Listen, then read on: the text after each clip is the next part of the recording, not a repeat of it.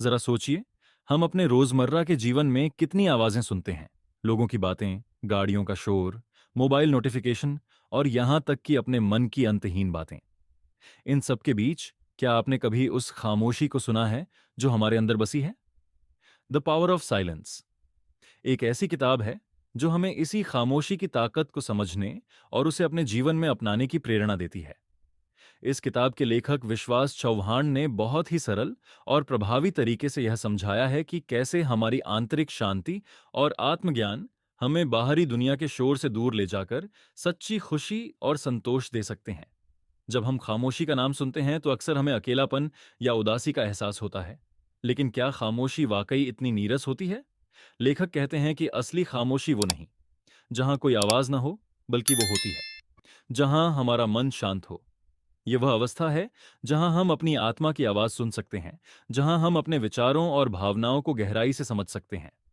इस किताब में लेखक ने विभिन्न उदाहरणों और कहानियों के माध्यम से यह बताया है कि कैसे खामोशी हमारी मानसिक, शारीरिक और आत्मिक स्थिति को सकारात्मक रूप से बदल सकती है।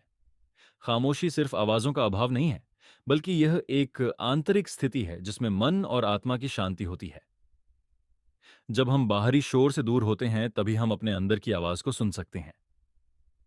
इस अध्याय में बताया गया है कि कैसे हमारी खामोशी हमें आत्मनिरीक्षण, सेल्फ रिफ्लेक्शन में मदद करती है। मुख्य बिंदु: खामोशी न सिर्फ मानसिक शांति देती है, बल्कि यह हमारे शारीरिक स्वास्थ्य को भी सुधार सकती है। व्यवहारिक टिप्स: रोजाना कुछ समय के लिए एकांत में रहें। सुबह सुबह बिना किसी शोर के प्रकृति के बीच समय बिताएं।